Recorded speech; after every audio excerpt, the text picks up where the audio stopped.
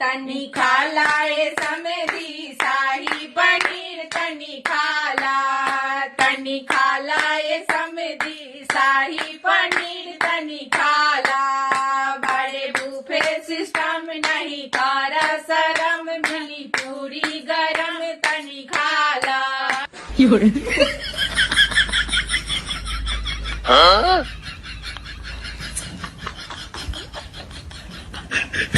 तनी खाला ए समधी शाही पनीर तनी खाला ए समधी शाही पनीर तनी खाला कहीं लिट्टी रखल बा कहीं चोखा रखल बा तोरा दीदिया ला गरम समोसा रखल बा